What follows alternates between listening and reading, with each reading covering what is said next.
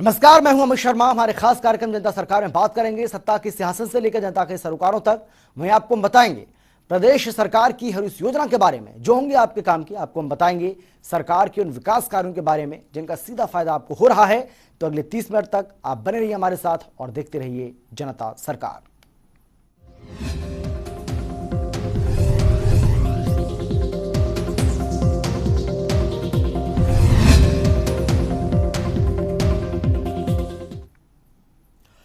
चंडीगढ़ में मुख्यमंत्री मनोहर लाल ने सोमवार को अपने सरकारी आवास पर व्यापार प्रकोष्ठ के प्रतिनिधियों से मुलाकात की।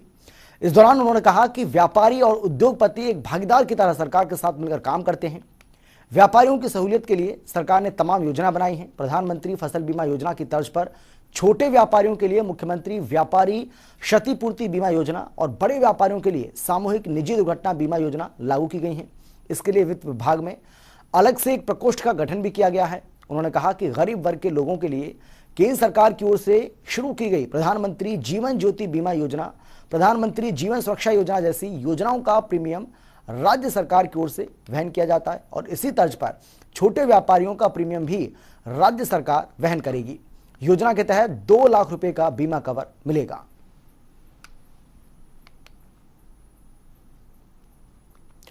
मुख्यमंत्री मनोहर लाल ने रविवार को गुरुग्राम से वीडियो कॉन्फ्रेंसिंग के माध्यम से Haryana agro industry corporation limited की महत्वाकांक्षी योजना हर हित रिटेल के तहत एक साथ 71 हर हित रिटेल स्टोर का उद्घाटन किया।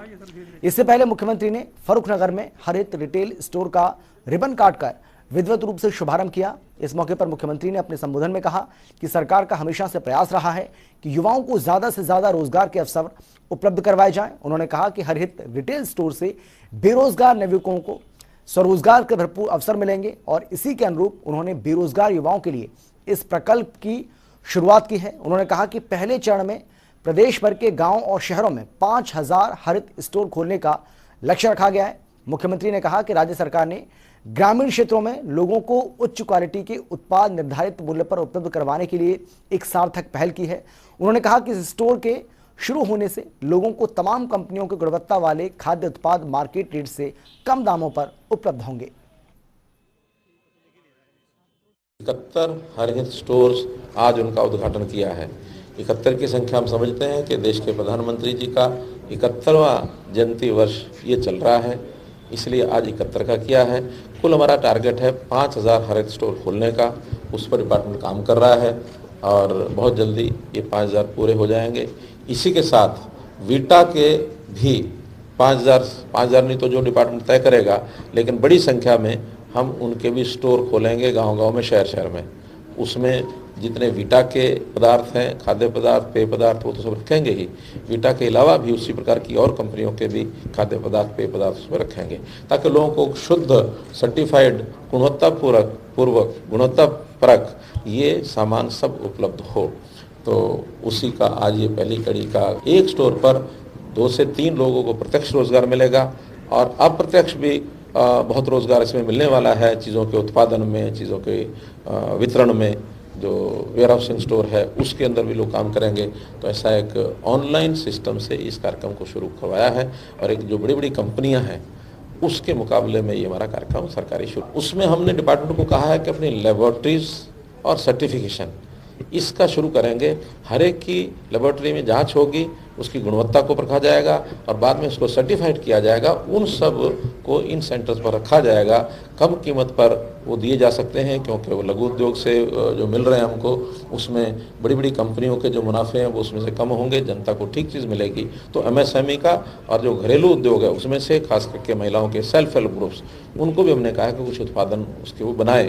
तो ये प्रक्रिया भी चालू की है। उनको बैंक से लोन लेके दे रहे हैं मुद्रा स्कीम के अंतर्गत और 1 लाख रुपया उनको स्वयं को अपना लगाना है। सारी व्यवस्था सरकारी देखरेख में। चंडीगढ़ में गृह और स्वास्थ्य मंत्री अनिल विज ने प्रेस कॉन्फ्रेंस कर हरियाणा के तीसरे सीरो सर्वे की रिपोर्ट जारी की है। इस मौके पर विज ने बताया है कि प्रदेश के सीरो सर्वे के तीसरे राउंड में 76.3% पॉजिटिविटी पाई गई है, जिसके तहत सबसे ज्यादा कुरुक्षेत्र में और सबसे कम फरीदाबाद में पॉजिटिविटी पाई गई, क्योंकि फरीदाबाद के 14% सैंपलों का रिजल्ट नहीं आ सका है और इसीलिए यहां दोबारा सीरो सर्वे करवाया जाएगा। अनिल विजय ने बताया है कि 6 से 9 साल के बच्चों में 69.8% पॉजिटिविटी पाई गई है, जबकि 10 से 17 साल के बच्चों में 73% पॉजिटिविटी पाई गई है। ये जो हमने किया है इसमें 76.3% की पॉजिटिविटी पाई गई है हरियाणा में, 76.3%। इसमें कुरुक्षेत्र जिला में सबसे ज़्यादा 85% पाई गई है और फरीदाबाद में सबसे कम 64.2% पॉजिटिविटी पाई गई है। फरीदाबाद के 14% सैंपल्स तो थे वो इनकंक्लूसिव रहे, उसमें रिजल्ट नहीं आ सका। इसलिए हमने फैसला किया है कि फरीदाबाद का सीरो सर्वे हम दोबारा करवाएंगे। पुरुषों में 75.3% की पॉजिटिविटी पाई गई है और महिलाओं में 77.1% की पॉजिटिविटी पाई गई है। 6 से 9 साल तक के बच्चों में जो पॉजिटिविटी पाई गई है वो 69.8% है और 10 से 17 साल तक के बच्चों में जो पाई गई है वो 73.2% है। वैक्सीनेशन से जिन्होंने कन्फर्म किया कि हाँ हमारी वैक्सीनेशन हो चुकी है, उनमें 81.6% पॉजिटिविटी पाई गई है वैक्सीनेशन से। और जो नॉन वैक्सीनेटेड हैं कि कोविड आया, ठीक हो गए, चला गया, उनमें जो एंटीबॉडी जो शरीर ने पैदा की हैं वो 75.5% वो पाई गई है। शहरी क्षेत्रों में जो पॉजिटिविटी का रेट आया है वो आया है 78% का और ग्रामीण में जो रेट आया है पॉजिटिविटी का वो आया है 75% का। इस एंटीबॉडी बनने का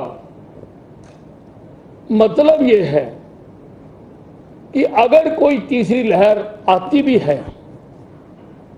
तो वो कम नुकसान कर पाएगी। जिसमें एंटीबॉडी बन चुकी है, शरीर में खुद ताकत है उसके साथ लड़ने की। इसलिए हम चाहते हैं कि हम हरियाणा के हर व्यक्ति को, अब तो सभी का हो गया, हम ये सुरक्षा कवच कोविड के खिलाफ दे सकें कि अगर कोई वेव आए भी तो वो इतनी घातक ना हो सके, इतना नुकसान ना कर सके और हम उसको अच्छी तरह से उसको मैनेज कर सकें। तो प्रदेश में कुल 76.3% एंटीबॉडी पाई गई हैं। पुरुषों में 75.3% एंटीबॉडी पाई गई हैं, जबकि महिलाओं की अगर हम बात करें तो 77.1% एंटीबॉडी महिलाओं के अंदर पाई गई हैं। 6 से 9 साल के बच्चों में 69.8% एंटीबॉडी मिली हैं।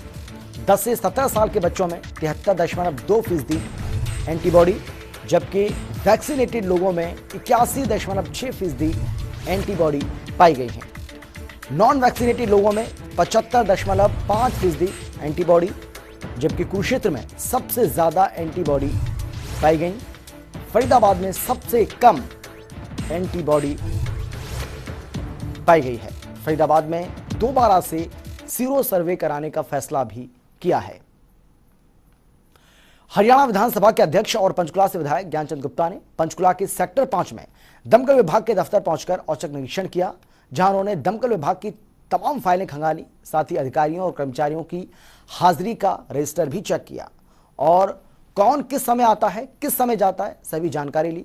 जनता टीवी ने स्पीकर ज्ञानचंद गुप्ता से खास बातचीत की है। इस दौरान उन्होंने अपने औचक निरीक्षण को लेकर जानकारी साझा की। हरियाणा विधानसभा के अध्यक्ष और पंचकुला के विधायक ज्ञानचंद गुप्ता आज पंचकुला के सेक्टर 5 स्थित फायर ब्रिगेड के कार्यालय पहुंचे और आप तस्वीरें देख सकते हैं। यहां पर औचक निरीक्षण किया गया है। ये तमाम जो फाइलें हैं इनको खंगाला गया है, देखा गया है कि किस तरीके से यहां पर जो कामकाज हो रहा है उसमें कोई खामी है या नहीं है। इस तरीके की एक औचक निरीक्षण कार्रवाई करने के लिए विधानसभा के अध्यक्ष ज्ञानचंद गुप्ता पंचकुला के फायर ब्रिगेड कार्यालय पहुंचे थे। मेरे साथ बातचीत करने के लिए इस वक्त गुप्ता जी हैं। सर, ये आप पिछले करीब 2-2.5 घंटे से यहाँ पर ये औचक निरीक्षण कर रहे थे। कर्मचारियों के हाजिरी रजिस्टर से लेकर तमाम फाइलें देखिए, क्या कोई खामी या आपको शिकायत मिल रही थी यहाँ की?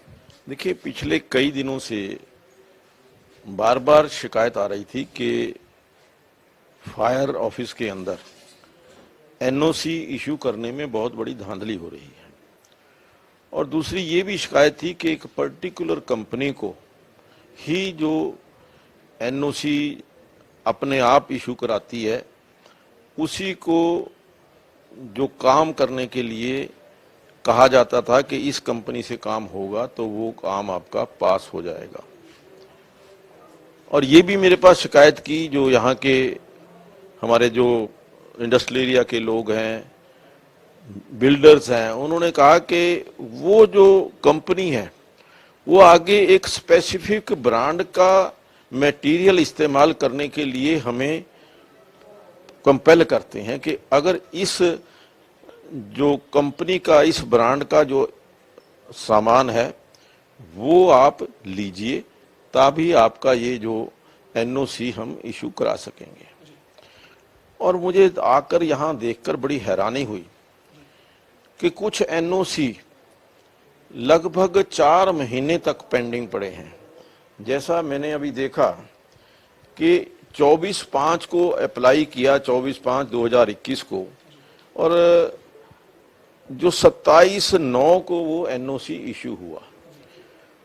और उसके साथ साथ एक एनओसी जो था, ये Vijay Vinod Goyal industrial area phase 2 का, उन्होंने 19 मार्च को अप्लाई किया और 25 जून को उनको एनओसी मिला, 3 महीने बाद। और जो दूसरा है विवेक स्टडी हॉल का, 1 दिसंबर को उन्होंने अप्लाई किया और 10/8 को, यानी 8 महीने के बाद, 9 महीने के बाद उनको एनओसी इशू हुआ। और कुछ मैंने फाइल ऐसी भी देखी हैं कि विदिन 3 डेज उनको एनओसी इशू हो गया।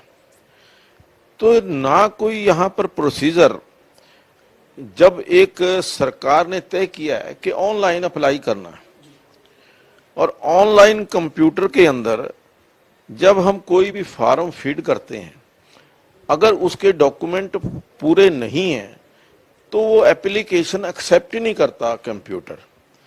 लोग किस प्रकार से एप्लीकेशन एक्सेप्ट कराई गई, किस प्रकार से अप्लाई कराया गया और किस प्रकार से उनको एनओसी इशू किए, और 4-6 महीने की देरी का मतलब आप समझ सकते हैं कि उसका कारण क्या है। ये तो साफ है सर कि जब 3-3 महीने की पेंडेंसी है और जब ऑनलाइन सिस्टम है, उसके बावजूद जब ऑफलाइन काम हो रहा है, तो संलिप्तता यहाँ के लोगों की, अधिकारियों कर्मचारियों की भी है। सरकार की तरफ से जो मैंने पता किया, इन्हीं से पता किया है कि इंस्ट्रक्शन ये है कि आपकी एप्लीकेशन एक्सेप्ट होने के 15 दिन के बाद, क्यों 15 दिन के बाद है ना जी, 15 दिन के बाद एनओसी जो है वो इशू हो जाना चाहिए। लेकिन यहाँ 15 दिन के अंदर इशू ना होकर के लगभग 6-6 महीने, 8-8 महीने की देरी जो है वो यहाँ पर पाई गई है, फाइलों के अंदर मैंने देखा है। और आज सबसे बड़ी बात ये, मैंने जब यहाँ के जो एम्प्लॉइज हैं, फायर डिपार्टमेंट के एम्प्लॉइज हैं, उनकी संख्या जाननी चाहिए तो कोई संख्या बताने के लिए तैयार नहीं है। संख्या के बारे में इनके पास कोई जानकारी नहीं है। और जो यहाँ के आज फायर ऑफिसर हैं, वो आज मुझे जो कहा गया है कि शायद वो अंबाला चले गए हैं और वो अभी तक यहाँ नहीं लौटे हैं। लेकिन मैं समझता हूँ कि जो भी यहाँ फायर ऑफिसर है, उसकी जिम्मेवारी है कि अपने ऑफिस के अंदर पूरा रिकॉर्ड रखे, कितने एम्प्लॉय उसके पास काम कर रहे हैं, हर महीने सैलरी देते हैं, कितने लोगों को सैलरी देते हैं, इनको पता ही नहीं है। यहाँ पर किसी चीज़ का कोई जानकारी नहीं है। तो मैं समझता हूं कि मैंने कहा है कि जो भी अधिकारी इसके लिए जिम्मेवार है उसके खिलाफ सख्त से सख्त कार्रवाई की जाए और उसको तुरंत, मैं अभी डिप्टी कमिश्नर महोदय से अभी बात करूंगा कि उसको तुरंत यहाँ से सस्पेंड किया जाए और उसके ऊपर सख्त कार्रवाई की जाए। सर ये कुछ लोगों को 3 दिन में एनओसी दे दी गई, कुछ लोगों की 3 महीने में भी नहीं मिली, तो ये तो तय है कि यहाँ के लोगों की इन्वॉल्वमेंट या यहाँ के जो अधिकारी कर्मचारी हैं उनकी संलिप्तता के बिना ये सब चीजें नहीं हो सकती। तो अब आगे इस सिस्टम को और सुधारा जाए और अभी जो जिम्मेदार लोग हैं उनके खिलाफ कार्रवाई को लेकर आपने कहा डीसी से बात करेंगे, क्या ये लंबे समय से चल रहा है? नहीं, बहुत लंबे समय चल रहा है, क्योंकि मैं देख रहा हूँ कि 8-8 महीने की पेंडेंसी है एप्लीकेशंस की। 8 महीने के बाद इशू हो रहा है अगर एनओसी, तो इसका मतलब बहुत देर से ये चल रहा है। और आज आपने कहा कि मैं डीसी साहब से भी और अनिल विज जी अपने जो यूएलबी के मंत्री हैं अपने, उनसे भी मैं मिलूंगा इस बारे में कि यहाँ की स्थिति को बताऊंगा कि किस प्रकार से यहाँ फायर डिपार्टमेंट के अंदर ये सारी प्रक्रिया चल रही है। तो इस तरीके से औचक निरीक्षण करने की वजह यही रही सर कि बहुत ज्यादा लोगों के आपको शिकायतें आ रही है? मेरे पास परसों 2-3 एक जगह मुझे एक बस के अंदर ट्रैवल करने का मौका मिला और मेरे साथ इंडस्ट्रियलिस्ट थे। उन इंडस्ट्रियलिस्ट ने मेरे को बताया कि इस प्रकार से एनओसी लेने के लिए हमें धक्के खाने पड़ रहे हैं। और ये जो चीजें बताई कि एक कंपनी है, पर्टिकुलर कंपनी को आप अगर ठेका दोगे काम करने का तो आपको एनओसी जो है वो 1 हफ्ते के अंदर ही मिल जाएगा। अगर उस कंपनी को ठेका नहीं मिलेगा तो वो आगे वो जो है वो उसका आपको एनओसी नहीं मिलेगा। और उन्होंने ये बताया कि वो कंपनी ये इंसिस्ट करती है, ज्यादातर फाइलों में भी उसी कंपनी का उसी का, हाँ बिल्कुल उसी कंपनी का देखने को लगा कि सारी जो उनकी तरफ से जो रिपोर्ट है वो उसी कंपनी की आई हुई है। और वो कंपनी यहां तक करती है कि पर्टिकुलर ब्रांड का मटेरियल अगर आप यूज करोगे तो आपको एनओसी मिलेगी, अगर पर्टिकुलर ब्रांड का मटेरियल नहीं यूज करोगे तो आपको एनओसी नहीं मिलेगी। तो इस प्रकार की ये जो मुझे आशंका थी और जो लोगों ने बताया वो सही पाया। तो ये हमारे साथ हरियाणा विधानसभा के अध्यक्ष और पंचकुला के विधायक ज्ञानचंद गुप्ता थे, जिन्होंने पंचकुला के सेक्टर 5 के फायर ब्रिगेड के कार्यालय में औचक निरीक्षण किया है और कई तरह की खामियां मिली है। एनओसी देने में गड़बड़ी की जो शिकायत मिल रही थी वो फाइलों में भी देखने को मिला है। और जो ज्ञानचंद गुप्ता है उन्होंने साफ किया है कि इस मामले के जो जिम्मेदार अधिकारी कर्मचारी हैं उनके खिलाफ सख्त कार्रवाई होगी। और साथ ही इस मामले में हरियाणा के जो स्थानीय निकाय और गृह मंत्री हैं अनिल विज, उनसे भी इस मामले में मुलाकात करके उनके सामने पूरी स्थिति को रखा जाएगा। वीडियो जर्नलिस्ट विजेंद्र के साथ पवन सिंह और जनता टीवी पंचकुला। वहीं राजस्व विभाग के अतिरिक्त मुख्य सचिव और वित्त आयुक्त संजीव कौशल से जनता टीवी ने खास बातचीत की है। इस दौरान उन्होंने बताया कि स्वामित्व योजना के तहत लाल डोरा के लिए ड्रोन मैपिंग का काम पूरा हो चुका है। पिछले हफ्ते तक 9,80,000 लोगों की प्रॉपर्टी आईडी भी बन चुकी है। खराब फसलों को लेकर संजीव कौशल ने कहा है कि स्पेशल गिरदावरी का काम चल रहा है और जल्द रिपोर्ट आने पर मुआवजा भी दिया जाएगा। हरियाणा में स्वामित्व योजना का इस वक्त क्या स्टेटस है? हरियाणा सरकार ने जो लाल डोरे को लेकर योजना शुरू की थी वो अब किस स्तर पर पहुंची है? और इसके अलावा तमाम मुद्दों पर बातचीत करने के लिए मेरे साथ हरियाणा के राजस्व विभाग के अतिरिक्त मुख्य सचिव और हरियाणा के वित्तायुक्त संजीव कौशल हैं। सर, जो स्वामित्व योजना है, जो लाल डोरा योजना, उसमें कितना काम हो चुका है सर? क्या अभी तक क्या स्टेटस है उसका? स्वामित्व योजना के लिए जो लाल डोरे का हमने ड्रोन मैपिंग करनी थी, तो जो पहले एक टारगेट होता है हमारा कि सब गांवों के ऊपर ड्रोन फ्लाइंग हो जाए और उनका बेस मैप बन जाए, उसको मैप 1 भी हम कह लेते हैं। वो हमारा काम पूरा हो चुका है, सभी गांवों में वो काम पूरा हो गया। अब वो मैप बनाकर उसमें फीचर्स एक्सट्रैक्शन करते हुए फिर हम लोगों से क्लेम्स एंड ऑब्जेक्शंस करते हैं, वो सारी प्रक्रिया अब हमारी चल रही है। आपको जानकर खुशी होगी कि पिछले हफ्ते तक तकरीबन 9,80,000 इस तरह के लोगों के प्लॉट वगैरह निर्धारित किए जा चुके हैं, उनके सर्टिफिकेट हमने तैयार कर लिए हैं। और मैं सोचता हूं कि ये काम जो है 4,000 से अधिक गांवों का पूरा हो चुका है और हर हफ्ते अब हम ये प्रॉपर्टी सर्टिफिकेट बढ़ाते रहेंगे और आशा है हमारी कि महीने 1.5 महीने में ये काम पूरा हो जाना चाहिए। सर, ये जो स्वामित्व योजना है इसको जो है वो बाद में केंद्र सरकार ने भी अपने तरीके से शुरू किया, उससे पहले हरियाणा ने इसको लाल डोरा मुक्त गांव की योजना के नाम से शुरू किया। क्या फायदा होगा इससे लोगों को, किस तरीके से इसका बेनिफिट मिलने वाला है? अगर आप इजाज़त दें तो मैं इस प्रश्न को दो हिस्सों में बताऊंगा। पहला तो ये कि हम ये आप जानते हैं कि लाल डोरे में जो हमारी प्रॉपर्टियां थीं उसकी मिल्कियत के कागज़ नहीं होते थे, ओनरशिप का सर्टिफिकेट नहीं होता था, रजिस्ट्रियां नहीं होती थी। इसका मतलब था कि अगर आपकी ज़मीन हो तो आप जब बेचना चाहते थे तो वर्ड ऑफ माउथ होता था, कोई आप रजिस्ट्री नहीं दूसरे के नाम कर सकते थे क्योंकि आपके नाम पर ही ओनरशिप नहीं थी।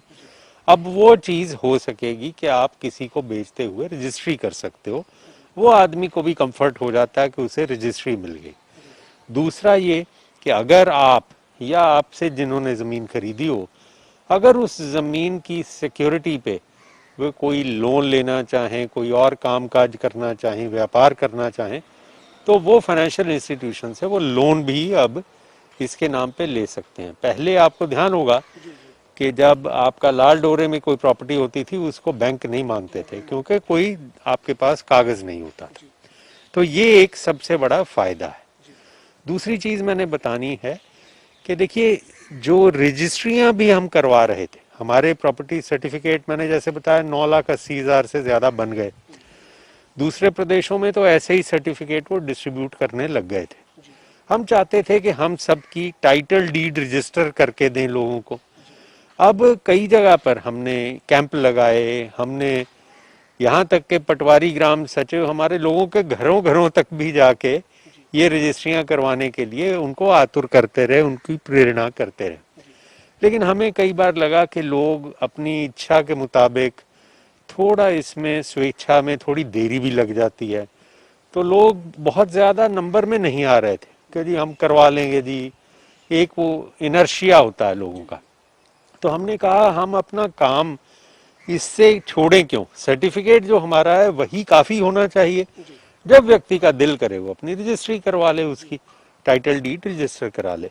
तो हमने एक कमेटी बनाई थी 4 डिप्टी कमिश्नर्स की, जिसमें डीसी गुरुग्राम अध्यक्ष बनाए और इसका स्वरूप बनाया कि हम एक प्रॉपर्टी सर्टिफिकेट ऐसा कुछ बनाएं जिसमें हम ईआर कोड रख दें अपना, उसमें और प्रोटेक्शन क्या हो सकता है वो रख के, ताकि वो आदमी की वेरिफिकेशन हो, सर्टिफिकेट के साथ वो ऑनलाइन वेरीफाई कर सके हमारे पोर्टल से कोई भी आदमी कि जी ये उसकी है मिल्कियत के नहीं। तो वो हमने कमेटी एक बना दी, उसकी रिपोर्ट आ जाएगी, मंगलवार को हमारी मीटिंग है, हम इसको फाइनल कर देंगे। उससे क्या होगा कि अब हम बहुत तेज गति से ये काम पूरा कर लेंगे। जैसा मैंने आपको कहा 1 महीने में हम ये काम पूरा कर लेंगे। उसके बाद जितनी रजिस्ट्रियां 4-1 लाख के करीब तो हो चुकी मान लीजिए, बाकी जब लोग करवाना चाहेंगे वो करवाते रहेंगे, उनको जब आवश्यकता होगी करवा लेंगे। यानी सर आपने लोगों को एक बड़ा विकल्प दे दिया है। अगर मान लीजिए अभी कोई अपनी प्रॉपर्टी में बैठा है, वो लाल डोरे की प्रॉपर्टी में बैठा है, प्रॉपर्टी आईडी अगर उसकी बन गई तो वो जब चाहेगा तब जाकर अपनी रजिस्ट्री करवा पाएगा। उसको एक यूनिक आईडी आप बना के देने की तैयारी कर रहे हैं। बिल्कुल बिल्कुल। और वो जो आईडी है उसका मतलब ये है कि वो जो ही जाएगा वो एक तरह से मिल्कियत है, वो रजिस्ट्री करवा सकता है। टाइटल डीड आपको पता है हमने कोई रजिस्ट्री के लिए ज्यादा फीस नहीं रखी, उनको तो मुफ्त के बराबर ही है, 100 रुपए लगते हैं बस। तो वो कभी भी करवा सकता है जब चाहे। ग्रामीण क्षेत्र में सर लोगों में जो काफी समय से लाल डोरे की जमीन पर बैठे हैं, उनकी ये धारणा रही कि भी हम यहाँ बैठे, हमारा मकान है, लेकिन अभी हमें जरूरत नहीं है। तो आपने एक ऑप्शन दे दिया कि किसी को अगर बैंक की लोन की जरूरत है, कोई किसी तरह की आवश्यकता है अगर, तो वो उस वक्त उस प्रॉपर्टी आईडी से रजिस्ट्री करवा सकते हैं। यस, बिल्कुल ठीक कह रहे हैं आप, बिल्कुल ठीक कह रहे हैं। सर इसके साथ साथ लाल डोरे के बाहर को लेकर भी कोई योजना बनाने जा रहा है विभाग, कोई विचार कर रहे हैं आप? हरियाणा प्रदेश में आप जानते हैं तकरीबन 44,000 स्क्वायर किलोमीटर का रकबा है। तो माननीय मुख्यमंत्री जी की ये इच्छा भी थी कि हम जो हमारे बाकी का रकबा है, जिसे रेवेन्यू एस्टेट्स भी हम कहते हैं, सारे हरियाणा की हम ड्रोन मैपिंग करके हर जगह को, हर मलकियत को, हर खेवट को एक तरह से, और उसमें आगे जो ओनरशिप हो उसका हम जीपीएस का नंबर लगा के एन नक्शों में, जैसे आप बाहर देखते हैं बाहर के देशों में कि हर प्रॉपर्टी को आप अपने नक्शे पे देख सकते हो, कोई भी आदमी किसकी ओनरशिप है वो भी उसके सामने आ जाती है। कोई झगड़ा नहीं, कोई उसके बाद कोई दिक्कत नहीं, किसी ने कोई ज़मीन खरीदनी है, किसी ने कोई बेचनी है, वो सारा काम आराम से वो कर सकता है।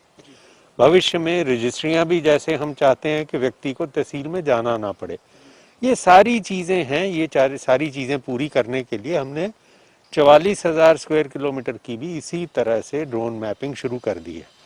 तकरीबन 12,000 स्क्वायर किलोमीटर का काम हमारा हो चुका है और भी बाकी का काम हम कर रहे हैं। हमें इसमें काफ़ी परमिशंस लेनी पड़ी भारत सरकार की, क्योंकि ड्रोन उड़ाना कई जगह पर इजाज़त नहीं होती। कुछ अम्बाला, कुछ सिरसा या कहीं भी कुछ एयरफोर्स की रिक्वायरमेंट्स, कुछ भारत सरकार की DGCA की, वो सारी अब हमने क्लियरेंस ले ली है और अब सर्वे ऑफ इंडिया की मदद से हम सब जगह पे ये काम कर रहे हैं।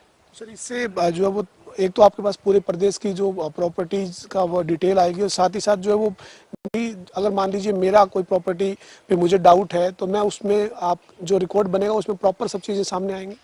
देखिए इसमें भी बहुत एक तरह से मैं कहूँ तो आप शब्द जब पत्रकार कहेंगे तो इसको कहेंगे क्रांतिकारी फैसला भी हो सकता है।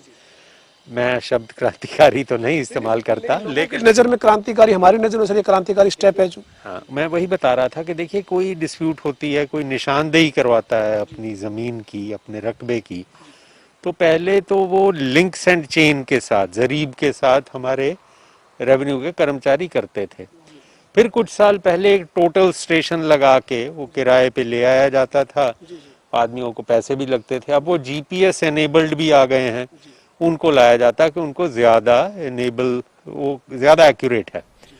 अब हमारी नेक्स्ट स्टेज ऑफ टेक्नोलॉजी आ गई है। आप जानते हैं हमने कंटिन्यूअस ऑपरेटिंग रेफरेंस सिस्टम चालू कर दिया, कोर्स। उसके 19 स्टेशन लग गए हैं प्रदेश में हमारे, और सर्वे ऑफ इंडिया से हम वो सर्विस ले रहे हैं।